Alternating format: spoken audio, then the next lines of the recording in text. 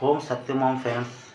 ఏమండి హోమ్ సత్యమోం చాలామంది మా కామన్ ఇండియన్స్ ఫ్రెండ్స్, మా యొక్క స్నేహితులు ముఖాముఖిలో సంఘర్షాలు సంవాదాలు అంతరంగ మాట్లాడుతూనే ఉంటారండి.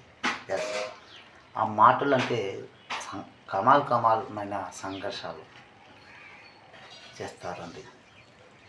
అందులో మజాక్ కూడా నాతో సంఘర్షణ చేస్తూనే ఉంటారండి. ఆ మజాకులో సమాధానం ఇస్తూనే ఉంటానండి. ఆ సమాధానం అది ఎలాంటి సమాధానాలండి, అది ఎలాంటి సమాధానం అంటే భారత్ సంవిధానకు సమాధానం. ఈ భారత్ సంవిధానకు సమాధానం అంటే చిన్న మాట కాదండి. ఇది ప్రపంచానికి చాలా పెద్ద గొప్ప మాట అది. ఎస్, అవునే కదండి. మా ఫ్రెండ్ సర్కిల్ నాతో సంఘర్షణ ఇలా చేస్తారు. గురుమూర్తి గారు, మన పోలీసులు ఉన్నారు, మన డాక్టర్లు ఉన్నారు, మన ఇంజనీర్లు ఉన్నారు, మన లాయర్లు వకీళ్ళు ఉన్నారు. వాళ్ళు అన్యాయంగా లాయర్లు తీర్పులు ఇచ్చేస్తుంటారు. వాళ్ళకి తెలుసు దొంగ సాక్ష్యాలు పెట్టి కూడా తీర్పులు ఇచ్చేస్తుంటారు. అలాగే డాక్టర్లకు తెలుసు ఆ పేషెంట్లకు చంపేస్తుంటారు.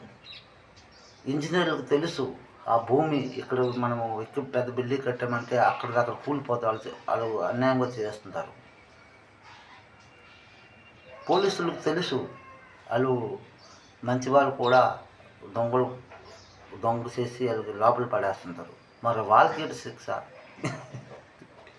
కమాల మాటలండి.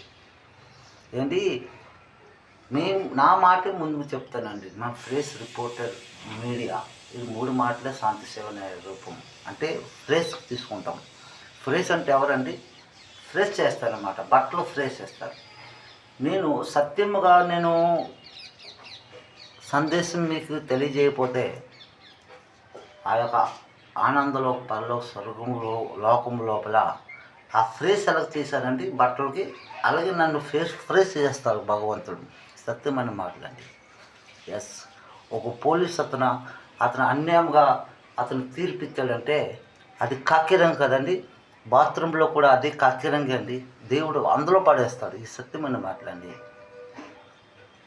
ఒక వకీలు అతను అన్యాయంగా అతను తీర్పులు ఇచ్చాడంటే అతనికి ఎక్కడ పడేస్తారు? చీకటి గదిలో పడేస్తారండి. అలాగే